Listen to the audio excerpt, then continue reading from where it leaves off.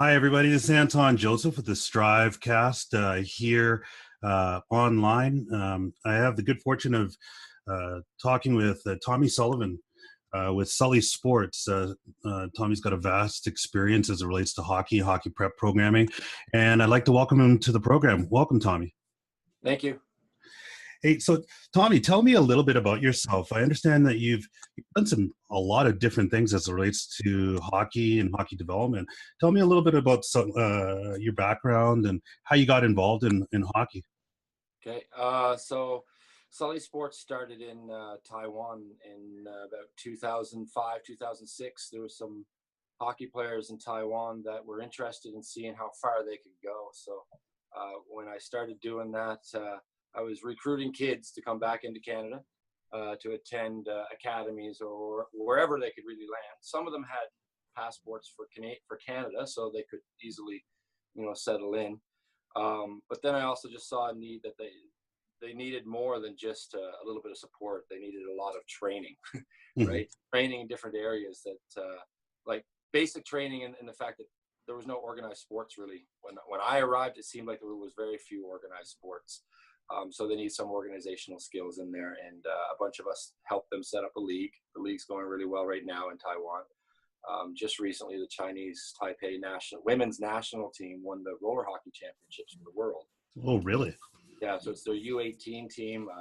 First time ever, of course, for them to win it. I mean, they're competing against other good nations. I don't think Canada or the U.S. for female were there. So that's a huge sport. But from a young age, I was into hockey. I grew up with Andrew's hockey growth programs, and they've brought up Sidney Crosby, Nathan McKinnon, Brad Marchand, Adam McQuaid, Brad Richards, some really top-level players who've won championships, but also were just great leaders. So what I did with Sully Sports was I tried to change it into a leadership through sports program. And we do camps around Alberta. We've done a couple. Well, I did a couple when I was in Taiwan, of course. But more recently, we're getting into a different aspect of hockey training, which is called Power Edge Pro. Okay. And with Power Edge Pro, I saw an opportunity to give kids some excitement in sport. It's a concept that allows the kids to fail, but then retry it and try it again and think on their own and react to what's actually happened. So with that, I also started finding out that your muscles need to be in the right spots. You need to have the right training to catch yourself and all that. So I'm not a big go to the gym type of guy. I'm a skater. I do those types of things, but I at least want to know what are the athletes coming with? What do we need to give them to get better? So that's how, you and I met, of course, through the powerlifting and Olympic lifting certifications that we were looking at getting. And then I went on to study a little bit with CrossFit. Didn't do a great job getting my certification, but I wasn't looking for the certification. I was more just looking for what kind of movements are going to help my hockey players. And how can I connect their physical training with, say, movement in their body. I don't have a kinesis background. I just, study what I can study. I'm an educator by trade and also have a business degree. But one of the things I did find is that the way you stride and the way you push is the exact same way you would, do a squat. So I started relaying that to players that when they're at their training, they should be thinking about their sport-specific training and how it can relate to their game training. Now, what's the biggest thing that you see with a lot of your youth athletes as it relates to deficiencies? Maybe is it a skill deficiency? Is it a biomechanical deficiency, or is it a strength issue? What's the biggest thing that you see normally? I think it's bio. I think it's like their mechanics. A lot of them just don't have. So I'm a phys ed teacher too, and what I found with the younger kids there was that basic skipping, hopping, jumping, just those basic movements for some kids was a real struggle, so getting their body to move the way their brain is telling it to move. A lot of kids were struggling with that. And for me, I think it's mostly to do with the fact that there's less kids outside nowadays than there was when we were younger, right? Yeah. Climbing trees, running in parks, having a good time, but a physically good time where you're using your body in ways that you normally wouldn't if you're just walking. Do you normally, I know this with some of the kids that I see, there's a lot of kids that specialize at such an early age as it relates to the sport, and they miss out on some of the athleticism that's necessary for other sports to participate in. And so, especially hockey here in North America. What's your thought on Yeah. that? Yeah, for sure. I mean, there's different aspects or different approaches to it, right? I was around a all-around athlete. You know, I played soccer at the national level. I played hockey at, well, we never went to nationals, but we won an island championship. I played volleyball at the national level. What I say by that is like competed at national levels, right? Never played for national teams. So basketball, soccer, volleyball, badminton, all those were sports that I, used. And one of the interesting things about hockey now is if you see even just the way the systems are being played, it's now being played in a different type of system where, to me, it relates more to hockey, or sorry, soccer. It's a possessional game, right? Moving the puck in a possessional kind of format rather than just always attack. Same with basketball. Basketball systems, the way they switch, the way they do everything, we're bringing in other sports. So if kids understand, first of all, the concepts from those sports, they're going to understand what the coach is going to tell them in hockey, right? But also the skills you're going to improve, hand-eye coordination, feet, balance, mobility, agility, all those things get improved better by doing other sports. Because if you just have one movement all the time, you're just going to remember that one movement. Your body's going to remember that one movement. We want our bodies to remember every movement that we can put them through. What do you think about the role that maybe parents play in some of this too? Because it's funny because over the years I've seen athletes brought to me and mom or dad say, Johnny needs to get bigger, so can just get Johnny bigger. They don't necessarily focus on some of the other components that are necessary to make them the best athlete possible. Do you think the parents have a role to play in some of that? Certainly they do. And when you were, explaining your question, I was thinking about it and almost instantly, yeah, it's parents. But if I think about it, it's actually media. It's actually hype. It's everything that goes around sports. It's like, if you're not training right now at the age of 3 to be a basketball star, you're never going to be a basketball star. So I think parents are kind of feeding into that. And it's totally wrong. I mean, the only case I can think of right now is Tim Thomas, never drafted, went through the long way of NCAA, won a Stanley Cup with the Boston Bruins, and they said, okay, I'm done. See you later. I did what I wanted to do. Kind of prove people wrong. But there's lots of athletes out there that of the old days, let's say, like the Gretzkys, who were roundabout, could have gone baseball, could have gone, I think he had another sport that he was really into, but I know baseball was a big one, like Michael Jordan, retired and went to baseball. I don't know if John Tavares, I hear, is really good at lacrosse. But I don't know if any of those other guys could play another sport at a high level and be able to, show some skill. So I don't know if I'm blaming parents, but I can see how they'd buy into the hype because parents feed into what their kids want. If their kids have a big dream, I mean, you yourself, you're in the sports business. I'm in the sports business. I feed to parents' desires through their kids. If they want more, I'll give them more. I'll give them whatever they can. But then also parents have to remember, they're coming to us because of our expertise, because of our advice that we can give them. And they have to remember, they might be expertise in their field or whatever they're doing, and that is their child. But we do have expertise and knowledge that they might not have already had. Let's shift gears and talk about some of your experiences in China and Taipei and what have you, because that really fascinates me. When going in, did they have the basic things like equipment, like rinks, like the basic necessities to play the game of hockey? So when I first arrived, I was going from Korea to Taiwan, and there was a newspaper ad for a coach position in hockey. And I was like, wow, this is perfect. So I thought right away I'd be arriving and there'd be ice rinks all over the place and, this nice club or whatever. And the guy who picked me up to show me around to his club, first words kind of out of his mouth were, "Are you a purist?" And I didn't know what he meant. So I was like, well, what's that mean? He's like, well, thinks that hockey's only played on ice. And then I knew right away there's not very many ice rinks. I think it was, they had ice rinks prior that had just failed. They're in the basements of places and, with humidity, they don't understand exactly what's going to happen. Roofs collapse, or they had a league where they started flying players within the country back and forth from the rinks. And then, that's budget-wise, it's just ridiculous. But the government got behind ice hockey, and they built a double pad two Olympic-size rinks, one that's like 15,000 capacity. I think the only time the ice has been used in there is for figure skating in a gentleman's game that we played once. But when I arrived, there was a lot of roller hockey, no ice, but still people had a passion for it because they had entered the IHF World Championships in like 98 or 99, just as a team that put together and then travel across. But now I know for sure there's probably 20 or 30 different clubs that are doing roller hockey. They have access to about 4 or 5 different rinks now. 3 are in the main city hub of Taipei, and then 1 I know is down in Kaohsiung. But they do a lot of international travel. They go to Japan to train. They go to Korea to train. A couple kids are now competing in the semi-pro league in China. So there's a big influx of them, and I believe that in the near future, because I know NHL is going to China right now. Our company, Power Edge Pro, that I'm involved with, is also looking at going into China too and helping kids train over there. And what I heard was a stat that in the NHL playoffs, there was 20 million Chinese people watching, and there was only about 8 to 10 in Canada. That's amazing. Yeah, absolutely amazing. Yeah. What I had the good fortune years ago to work with the Japanese national hockey team in terms of strength development and what have you. What was your biggest challenge with working with individuals that might have a language barrier, what have you? Because I know for me, it was one of those situations where for 12 weeks of working with the individuals, no one spoke English, and we didn't have a translator at the time. And it was actually quite funny because the last day I mentioned to one of the other instructors that it would have been nice if we had a translator, if somebody knew English.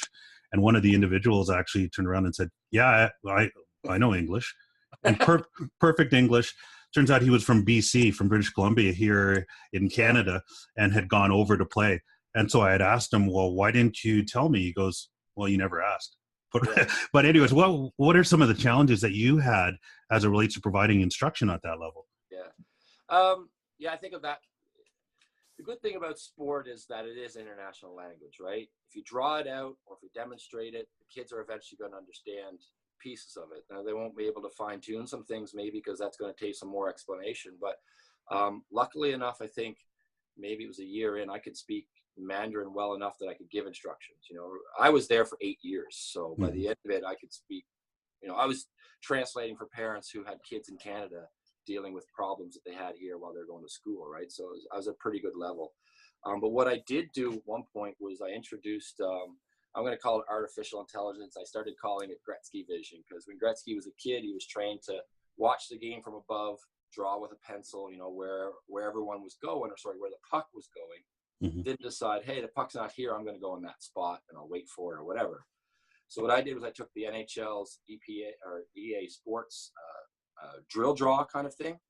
I would draw their entries on the screen, or I'd draw their entries or exits. You know, I'd do breakouts, I'd do power plays, and I'd do all this kind of stuff. But basically what it would show the kids is where you should go when you're playing in this position, right? So one kid spoke no English at all, and I did speak Mandarin at this time, but I wanted him to understand the game better. Right away, he starts getting in fights in the game and going off sides, and his defenseman going down the boards. And I'm just like, what are you doing? Like, that's not the right thing to do. It was a small group, so we were able to have conversation. After the 15 weeks, I brought in 4 more players who had never done this, and my 3 players who had been doing it for 15 weeks.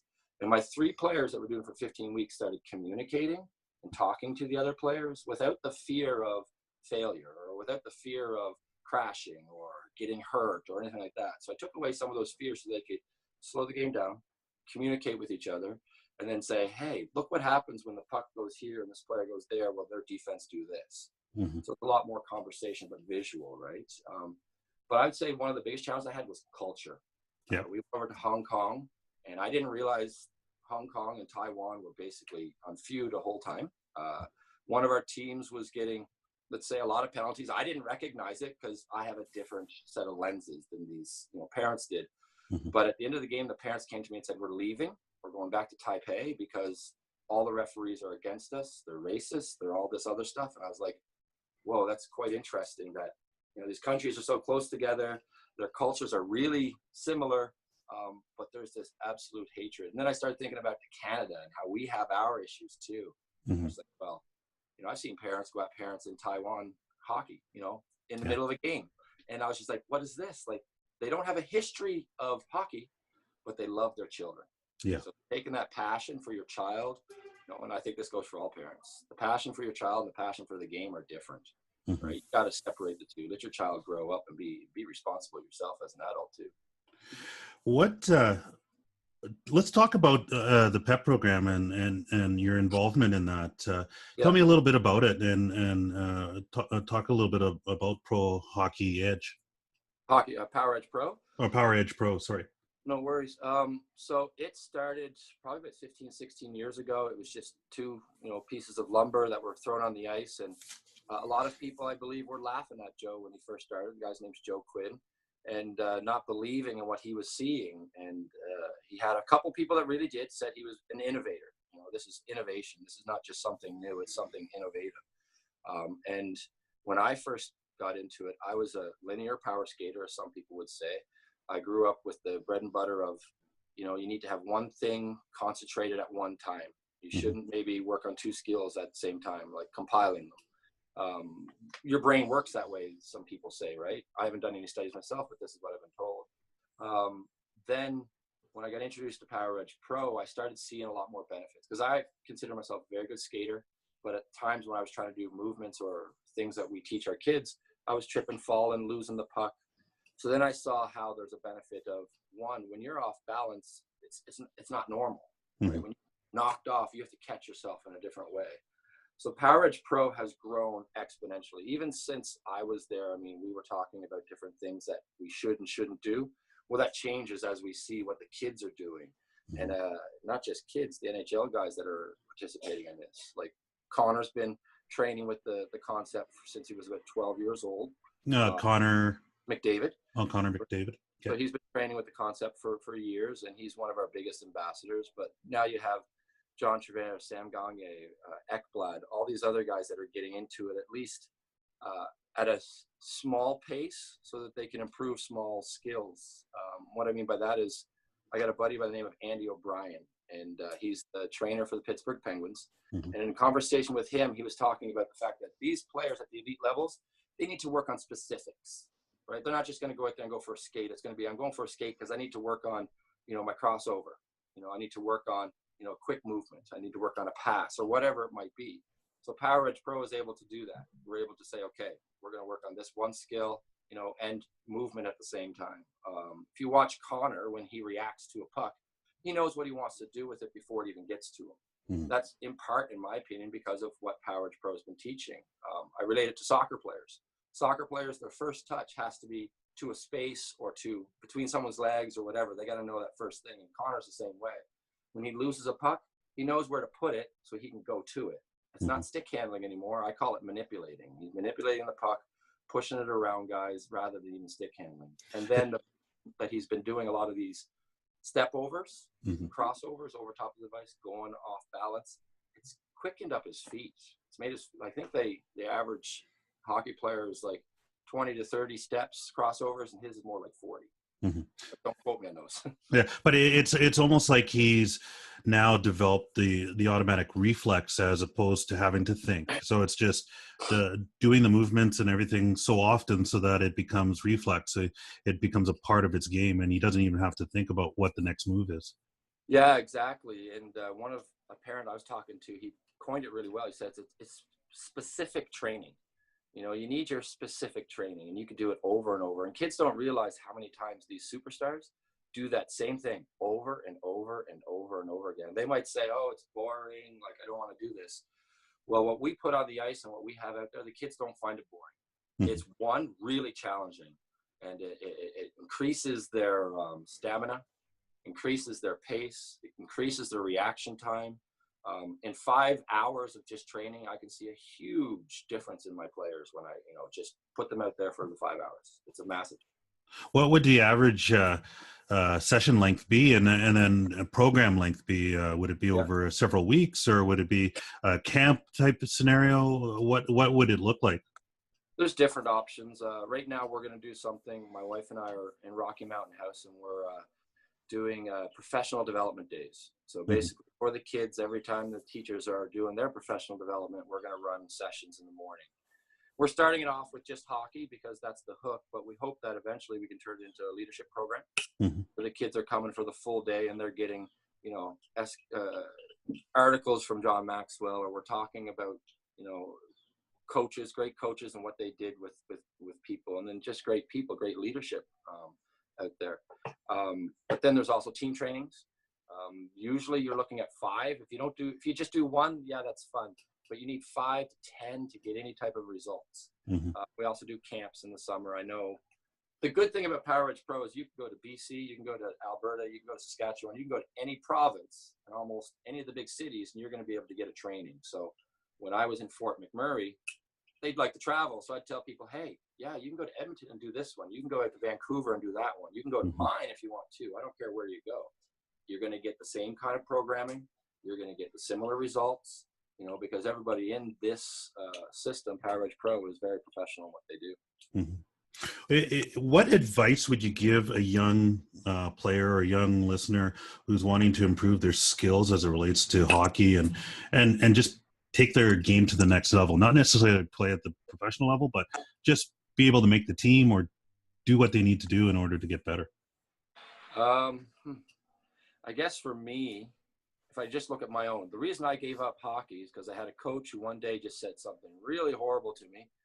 And that was the first time I had ever, let's say, failed, right? And I teach grade 4 or 5 this year, and I told all of them, I said, I'd love to see some of you fail. Not fail the classes, but just have failure. So I want to see how you're going to respond to the failure. Adversity. Yeah, the adversity, exactly. That's the best word to use, right? And one of the girls is like, oh, and this is like a 9-year-old girl, she's like, fail. First attempt at learning or something like that. And I was just like, English learning. I was like, great, because that is a quote that, some people will use. I didn't expect her to know it. But that's what I think coaches should be trying to do is everyone's going to be able, not everyone, okay, but not everyone, but almost everyone's going to be able to get the skill. But how are they going to reply when they get cut from that team the first time, or they break their leg, or something happens in their life that they just can't deal with? They're going to give up. Now, I kept being in hockey. I went back to midget AAA after playing junior at 16 years old. I thought that was pretty good. But because of what this coach said, and it was the first time I'd ever really faced that type of a negative attitude, I was like, you know what? I don't want to, I'm going to peace out and leave, where I should have probably just stuck it out and, learn from it and grew some thick skin. There was and I can't remember the guy's name, but I just saw the video this morning. He's a ex-US military Navy SEAL. Mm-hmm. And he's talking about how he was called the N-word as a kid growing up, time and time again. And he just said, I had to grow calluses on my brain so I could get through the day. And I thought that was a very good kind of, visual. Calluses help us protect us, right? So if we can, and I'm not saying it's right, but as an individual, you can only control what you do, right? How you reply to whatever negative influences are around you. And if you can grow calluses in certain areas and put up with certain things, I think you're going to be a little bit more successful. You have to stand up for your rights, but you also have to remember, okay, I can take this one. I'm going to keep on going and doing what I need to do. Mm-hmm. No, that's great advice. I know that's a challenge with this, especially with those players that tend to be gifted earlier on, right off the bat. And all of a sudden somebody catches up or everybody catches up at a higher level. And it's a challenge to how they deal with that adversity for sure. I'd like to just take the time to thank you for taking the time to be on the program, and look forward to hearing more about some of the things that you're doing. Do you have a website or contact information so that individuals could get involved in some of your programming and some of the things that you're doing out in Rocky Mountain House? Yeah, so we have a Facebook page rather than getting a real website, I guess. But Sully Sports, you can find us on Facebook. And then PowerEdgePro.com has a listing for all the different coaches that are available out there. But if you wanted to shoot us an email, it's RockyMountain@PowerEdgePro.com. And we love to travel. I mean, we've been to Grand Prairie for camp, Drayton Valley, Fort McKay. We'll go anywhere. Hopefully be down in Calgary next couple of weeks to do one down there too. Awesome. Well, thank you so much, Tommy. It was great talking to you. Tommy Sullivan with Sully Sports. Pleasure to have you on. Thank you very much. It's awesome. Nice seeing you again. Good seeing you.